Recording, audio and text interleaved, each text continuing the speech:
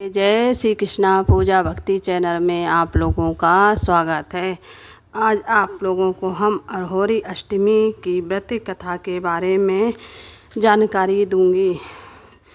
यह त्यौहार कार्तिक कृष्ण पक्ष अष्टमी को मनाया जाता है। जिस बार की दीपावली होती है अहोरी आठे भी उसी बार की पड़ती है। इस दिन पुत्रवती स्त्रियां निर्जल व्रत रखती हैं। इस दिन बच्चों की माताएं दिन भर व्रत रखें, सायंकाल दीवार पर अहोरी बनाएं। उस चित्र के पास स्याऊ माता तथा उसके बच्चों के चित्र भी बनाएं या छपी हुई अहोरी का चित्र बाजार से मंगवाकर दीवार पर लगाकर पूजन करें तथा व्रत रखकर कहानी सुनें। कहानी सुनते समय एक पटे पर एक जल से भरा लोटा रख लें। अहोरी अष्टमी की कहानी इस प्रकार है। पटे में अहोरी अष्टमी की तस्वीर जरूर लगाएं और उसमें सभी प्रकार का पूजन करें। कथा इस प्रकार है। एक साहूकार था जिसके 7 बेटे 7 बहुएं और बेटी थी। सब मिट्टी लेने गई तो मिट्टी खोदते समय नंद के हाथ में स्याऊ का बच्चा मर गया। तब स्याऊ माता बोली कि मैं तेरी कोख बांधूंगी। तब नंद ने सब भाभियों से कहा कि मेरे बदले तुम अपनी कोख बंधवा लो।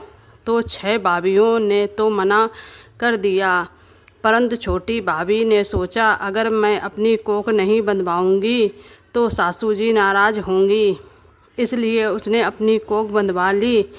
तब उसके बच्चा होता है और होते ही 7वें दिन के मर जाता है। एक पंडित को बुलाकर पूछा कि क्या बात है जो मेरा बच्चा होते ही 7वें दिन तक मर जाता है। तब उसने कहा कि तू सुरही गाय की सेवा कर। सुरही गाय स्याऊ माता की सहेली है, वह तेरी कोख छोड़ेगी तब तेरा बच्चा जिएगा। वह सुबह जल्दी उठकर सुरही गाय का काम कर रही थी। गौ माता ने सोचा कि आजकल कौन मेरी सेवा कर रहा है। मेरी बहुएं तो काम करती हुई लड़ाई करती हैं। तो गौ माता ने सुबह उठकर देखा कि साहूकार के बेटे की बहू है जो सारा काम कर जाती है। गौ माता बोली, तेरे क्या इच्छा है जो तू मेरा इतना काम करती है? मांग क्या मांगती है? तो साहूकार की बहू बोली, मुझे वचन दो। तो गौ माता ने वचन दे दिया। तब वह बोली कि स्याऊ माता तुम्हारी सहेली है और स्याऊ माता ने मेरी कोख बांधी है, सो तुम मेरी कोख छुड़वा दो। तब गौ माता ने 7 समुद्र पार अपनी सहेली के पास जाने लगी तो रास्ते में धूप थी। वह एक पेड़ के नीचे बैठ गई।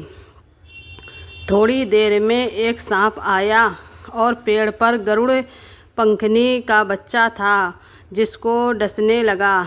तो साहूकार की बहू ने सांप को मारकर ढाल के नीचे दे दिया और बच्चे को बचा लिया। गरुड़ पंखनी आई और साहूकार के बेटे को बहू को चोंच मारने लगी। तो वह बोली कि मैंने तेरा बच्चा नहीं मारा, यह सांप तेरा बच्चा मार रहा था, मैंने बचा लिया। तब गरुड़ पंखनी बोली कि तू क्या मांगती है? वह बोली, 7 समुद्र पार स्याऊ माता रहती हैं, हमको उनके पास पहुंचा दो। तो गरुड़ पंखनी ने उसे अपनी पीठ पर बिठाकर स्याऊ माता के पास पहुंचा दिया। तो स्याऊ माता बोली, आओ बहन, बहुत दिन में आई। और स्याऊ माता बोली कि मेरे तो सिर में बहुत जुएं पड़ गए हैं। फिर साहूकार की बहू ने उसकी सारी जुएं निकाल दी। तब स्याऊ माता बोली, तुम मेरी बहुत भलाई करी, इसलिए तेरे 7 बेटे 7 बहुएं हों। तो बहू बोली कि मेरे तो एक भी बेटा नहीं, 7 कहाँ से होंगे? तब स्याऊ माता बोली, क्यों नहीं होंगे? तब वह बोली कि पहले मुझे वचन दो। स्याऊ माता ने कहा, अगर मैं वचन से फिर जाऊं तो धोबी के घाट पर काकरी हो जाऊं। तब साहूकार की बहू ने कहा, मेरी कोख तो तेरे पास बंधी पड़ी है।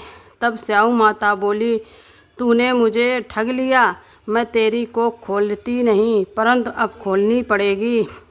जा, तेरे घर 7 बेटे 7 बहुएं मिलेंगी और 7 उज्जवल करियो, 7 मांडिया 7 कढ़ाई करियो। वह घर गई तो वहाँ देखा 7 बेटे 7 बहुएं बैठी थी। बहुत धन हो गया तो उसने 7 होई माड़ी 7 उज्जवल करे, 7 कढ़ाई करी। सारी जिठानी बोली कि सब जल्दी जल्दी पूजा कर लो, नहीं तो वह रोने लग जाएगी। थोड़ी देर में उन्होंने अपने बेटे से कहा कि तू हमारी चाची रोई क्यों नहीं? तो बच्चों ने देखकर आकर बताया कि चाची के यहाँ कोई मंड नहीं रही है। तब जिठानी भाग कर गई और देखा कि कोख छुड़ा लाई है। तब वह बोली, तुमने तो कोख बंधवाई नहीं, मैंने बंधवा ली, परंतु स्याऊ माता ने दया करके मेरी कोख खोल दी। हे स्याऊ माता, जैसे साहूकार के बेटे की बहू कोई कोख खोली, वैसा कहते सुनते सब परिवार की कोख खोलती रह जाइयो। बोलो स्याऊ माता की जय। आई होप दोस्तों मेरी वीडियो अच्छी लगी हो तो मेरे चैनल को लाइक और सब्सक्राइब कर दीजिए। कमेंट बॉक्स में कमेंट कर दीजिए। बोलो स्याऊ माता की जय।